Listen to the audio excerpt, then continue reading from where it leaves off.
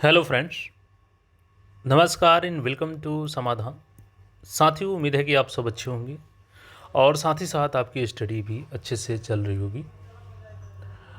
और जैसा कि साथियों आपको बता दें कि कल बीएसएससी आयोग द्वारा सीजीएल 4 में एक कॉरिजेंडम लेटर जारी किया जाता है और उसमें ये प्रावधान किया जाता है कि जो पहले से संविदा कर्मी हैं उनको प्रत्येक वर्ष के हिसाब से 5 अंक जोड़ना है और मैक्सिमम 25 अंक तक को उनका अधिमानता दिया जाएगा, यानी कि उनको एक्स्ट्रा बोनस अंक दिया जाएगा जो कि पहले से संविदा पर कार्यरत है।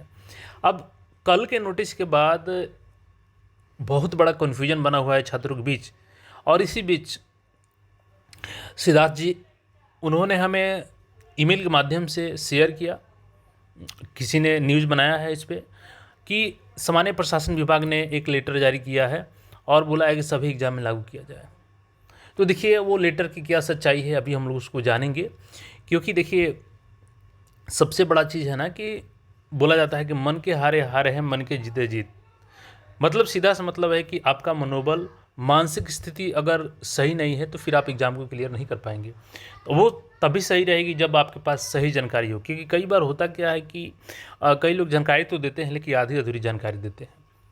तो इसलिए यहाँ पे सारी चीज़ों को हम लोग क्लियर करेंगे, परसेंटेज को लेकर भी क्लियर करेंगे और कल के लेटर की क्या सच्चाई है।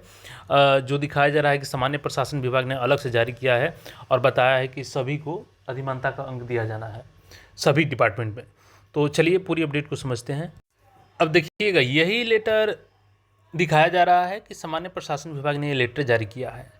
अब देखिए मैं आपको जानकारी के लिए बता दूं कि जिन्होंने न्यूज़ बनाया है पता ना उनको आरटीआई में और नोटिस में डिफरेंस पता है कि नहीं है। वो सीधे सीधे बोल दिए हैं कि कल के डेट में। और देखिए कन्फ्यूजन कितना क्रिएट किए हैं। ये 27 का डेट है ना, और कल भी 27 का डेट था, बट यहाँ पे देखिएगा ना तो क्या है 27/12/2024। ठीक है, पहली चीज़ की है तो कल का नोटिस है नहीं जिसको कल के नोटिस बता करके शेयर किया जा रहा है। और दूसरी चीज़ ये सामान्य प्रशासन विभाग का नोटिस नहीं है बल्कि ये आरटीआई का रिप्लाई है। देखिए यहाँ पे अवर सचिव सह लोक सूचना पदाधिकारी, ठीक है, और यहाँ पे जिनका आरटीआई में नाम है उनको वो हाइड कर दिया गया है। और देखिए किस आधार पे आरटीआई किया गया है, तो किन्होंने आरटीआई किया होगा, विषय में क्या है कि आपके द्वारा सूचना आवेदन दिनांक 25/10, तो 25 अक्टूबर को उन्होंने आरटीआई लगाया था। और आरटीआई लगाने के बाद उनका जवाब आया, चूँकि उनको कन्फ्यूजन था कि जो ये 25 अंक का प्रावधान है ये परसेंटेज में है या केवल अंक है। तो उसी को बताया गया है कि वांछित सूचना के संदर्भ में सामान्य प्रशासन विभाग के संकल्प संख्या इतना में अंकों की अधिमानता के संदर्भ में किया गया प्रावधान स्पष्ट है। संकल्प में उल्लेखित अधिमानता वेटेज का तात्पर्य प्रतिशत अंकों से है। तो कुल मिलाकर के है कि 25% अंकों का वेटेज है। तो पहली चीज़ देखिए ये तो परसेंटेज वाला ठीक है, लेकिन जो बता रहे हैं कि कल का ये नोटिस है ये सरासर गलत है। दूसरी चीज़ बता रहे हैं कि सामान्य प्रशासन विभाग ने जारी किया है तो ये भी गलत है, क्योंकि ये कल का नहीं है, ये 24 का है। दूसरी चीज़ कि सामान्य प्रशासन विभाग का नोटिस नहीं है, ये आरटीआई है और इसका कोई सीधा सा मतलब नहीं है कि सभी एग्जाम लागू होगा। कहीं पे कोई मेंशन नहीं किया गया, क्योंकि ये सिंपल आरटीआई की रिप्लाई है जिसमें ये बताया गया है कि ये अंक प्रतिशत में होगा। अब देखिए इस लेटर का जो जिक्र किया गया है यहाँ पे ना, उसको हम लोग देखते हैं तो सारी जानकारी स्पष्ट हो जाएगी। अब देखिए यही संकल्प संख्या है 2021 का सामान्य प्रशासन विभाग का। और देखिएगा तो विषय क्या है, संविदा के आधार पर नियोजन की प्रक्रिया एवं मार्गदर्शन सिद्धांत। तो दिया गया है कि कोई भी पद जब क्रिएट होता है तो अगर उस पर ससमय भर्ती नहीं होती है तो उसमें संविदा पर नियोजन की कार्रवाई की जाती है और 1 साल के लिए पद पे संविदा के लिए बहाल किया जाता है, लेकिन आगे उसको बढ़ाया जा सकते हैं। जिससे अपरिहार्य विलंब के स्थिति में संबंधित विभाग को पुनः 1 और वर्ष के लिए पुनः नियोजित किया जा सकता है। तो ये तो हो गया नियोजन को लेकर के। अब देखिए जो यहाँ पे संविदा कर्मी है इनको क्या क्या सुविधा मिलेगी, ये सारी चीज़ मेंशन की गई है और इसी में यहाँ पे मेंशन किया गया। और देखिए कल जो सीजीएल 4 का नोटिस जारी हुआ है ना कोरिजेंडम, जिसमें संविदा कर्मी को लेकर चर्चा की गई है, उसका भी सारा कन्फ्यूजन आपका दूर करेंगे। बस इसी वीडियो में बने रहिए। यहाँ पे देखिएगा एक पॉइंट जो मेंशन किया गया है, ये जो अधिमानता को लेकर के है, नियमित नियुक्ति में अधिमानता। नियमित नियुक्ति किए जाने के क्रम में संविदा नियोजित कर्मियों को नियुक्ति की प्रक्रिया में निम्नांकित अधिमानता वेटेज दी जाएगी। देखिए 2021 का ये रूल रेगुलेशन है। संविदा के आधार पर पूर्व में अभ्यर्थी द्वारा प्रति वर्ष की गई संतोषजनक सेवा के लिए अधिकतम 5 अंक प्रति वर्ष की दर से अधिकतम 25 अंकों की अधिमानता किसी वर्ष के अंश के लिए कार्य दिवसों की संख्या में 5 से गुना करने के पश्चात 365 से भाग देकर प्राप्त किया जा सकेगा। ठीक है, संविधान योजना के फलस्वरूप किए गए कार्यावधि की समतुल्य अवधि की छूट अधिकतम उम्र सीमा में दी जाएगी। तो देखिए 2 छूट यहाँ पर लागू हो गई।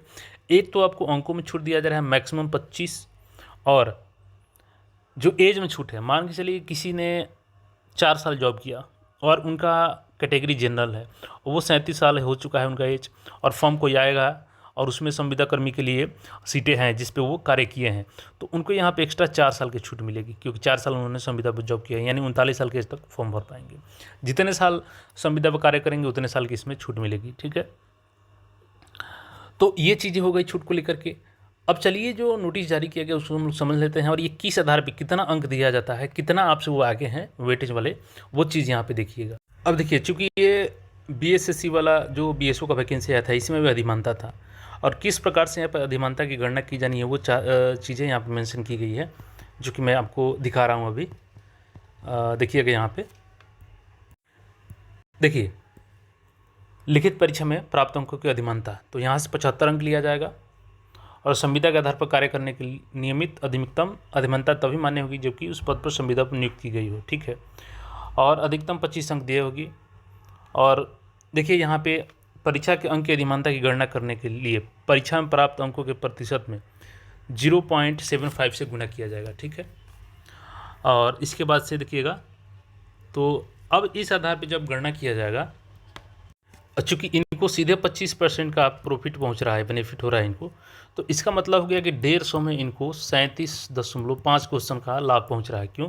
परसेंटेज निकालिएगा 150 का 25 100 से गुना कीजिएगा, ये 4 हो गया, इसको 4 से डिवाइड कीजिएगा, तो 4 3 12 हो गया आपका, और यहाँ पर 3 4 7 28 हो गया, 4 5 20, तो 37.5 क्वेश्चन, 37.5 क्वेश्चन का लाभ इनको डायरेक्टली पहुँच रहा है। ठीक है, अभी ये सब हालांकि हम आपका कन्फ्यूजन दूर करेंगे, टेंशन सारी आपकी खत्म हो जाएगी। तो यहाँ से 37 अंक मिल गया, यानी अगर आपको बता दें, अब देखिए इसको एग्जाम्पल से हम लोग समझते हैं। मान के चलिए ये एक फ्रेशर कैंडिडेट हैं एफ, और बीसी ये मान के चलिए कि बी कॉन्ट्रेक्चुअल बेसिस वाले हैं। ठीक है, अब मान के चलिए दोनों ने 80% स्कोर किया अपने एग्जाम में, जैसे कि 150 जो क्वेश्चन हो गया, तो 120 प्रश्न सॉल्व करेंगे तो आपका 80% स्कोर हो जाएगा।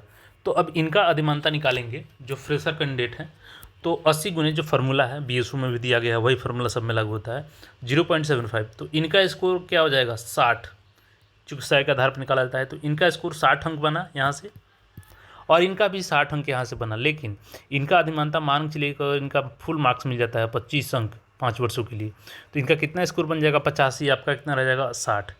तो यहाँ से आपका तो ये लीड ले लिए 5 अंक, अगर सोचिए 1 वर्ष भी ये किए हैं तो सीधे इनका 65 स्कोर हो जाएगा यहाँ से।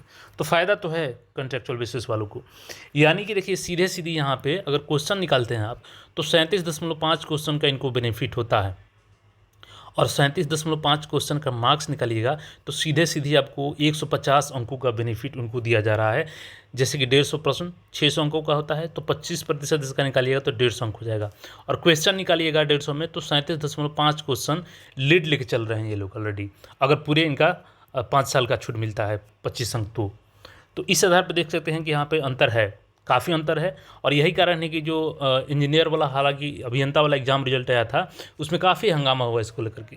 देखिए सरकार को इस पर सोचना चाहिए, और इसमें आप जो अधिमानता 25% दे रहे हैं, 25% ना दे करके आप इनके लिए सीट ही रिजर्व कर दीजिए 2 से 3%, वो एक अलग चीज़ है, और इसको क्षैतिज आरक्षण कर दीजिए कि अगर संविदा वाले इस पे मिलते हैं तो उनको इस सीट पे भरा जाएगा, नहीं मिलते हैं तो उनके उस कैटेगरी के छात्रों के द्वारा, जो सामान्य अभ्यर्थी हैं उनको द्वारा भर लिया जाएगा। तो ये एक सही रहता है, लेकिन 25% सीधे सीधे अंक दे देना ये कहीं से भी उचित नहीं है। अब चलिए एएसओ का जो आपका डाउट है वो भी क्लियर कर देते हैं। तो चलिए एएसओ का डाउट क्लियर करते हैं, लेकिन इसको ध्यान रखिएगा, ये जो बताया जा रहा है कि सामान्य प्रशासन विभाग ने कल नोटिस जारी किया है, तो ये कल का नोटिस नहीं है, ये देखिएगा 27 दिसंबर 2024 का है। दूसरी चीज़, सामान्य प्रशासन विभाग ने ये नोटिस नहीं जारी किया है, इसका मतलब ये इसमें कहीं नहीं मेंशन है कि सभी एग्जाम में लागू होगा, केवल उसी एग्जाम में लागू होगा जिसमें संविदा पर कार्यरत रहते हैं। दूसरी चीज़ की ये आरटीआई का रिप्लाई है, तो ये सारा चीज़ क्लियर हो गया यहाँ से। अब देखिए यही है 4th ग्रेजुएट वाला, और इसमें भी नियोजित कर्मियों को अधिमानता दी जानी है, परंतु इस संबंध में प्रकाशित विज्ञप्ति में उल्लेख नहीं था, तो इनको यहाँ पे उल्लेख किया गया है। देखिए अब यहाँ पे सही जानकारी आपको होना चाहिए, क्योंकि देखिए कई बार क्या होता है ना कि आप खाली पैर तो दौड़ सकते हैं, लेकिन अगर आप जूता में कंकड़ एक छोटा सा भी पड़ जाए ना, तो आप जूता पहन के भी नहीं दौड़ सकते हैं। तो वही चीज़ ये है मनोचित। मनोचित आपकी मनोदिशा सही होनी चाहिए। अगर आपके मन में ये बैठ जाता है कि संविदा वाले इसमें आ जाएंगे तो हम नहीं होंगे, तो पहली चीज़ देखिए, मेन पोस्ट इसमें क्या है, एएसओ, और एएसओ में संविदा पर कोई कार्यरत नहीं है। संविदा में कौन कार्यरत होते हैं, एएसओ में जो ऑलरेडी रिटायर्ड अधिकारी होते हैं उन्हीं को संविदा पर लिया जाता है। और कहिएगा तो मैं अलग से आपको नोटिस दिखा दूंगा उसका। तो इसमें कोई भी ऐसा कैंडिडेट जो कॉन्ट्रैक्ट बेसिस पे हो उसको कोई बेनिफिट नहीं मिलने वाला है। तो बिल्कुल बिंदास माइंड से आप लोग एएसओ की तैयारी कीजिए। हाँ, इसमें कुछ पोस्ट है अलग अलग डिपार्टमेंट का, जैसे कि उसमें आपका ऑडिटर हो गया, तो मैं भी ऑडिटर में हो सकता है कि संविदा वाले हों, लेकिन एएसओ में आपको डरने की जरूरत नहीं है। एएसओ 1064 पोस्ट है, उस पर बिल्कुल फ्रेशर कैंडिडेट ही जाएंगे, कोई संविदा कर्मी नहीं है। तो ये चीज़ें आप लोग क्लियर रखिए। आप सबका रिक्वेस्ट आ रहा था लगातार, इसलिए इस वीडियो को हमने बना दिया है। तो अब मुझे उम्मीद है कि सारा डाउट आपका क्लियर होगा। बाकी अन्य कोई क्वेरी हो तो कमेंट करके पूछ सकते हैं। मिलते हैं फिर नए अपडेट में। चैनल को सब्सक्राइब करके जुड़े रहें। धन्यवाद।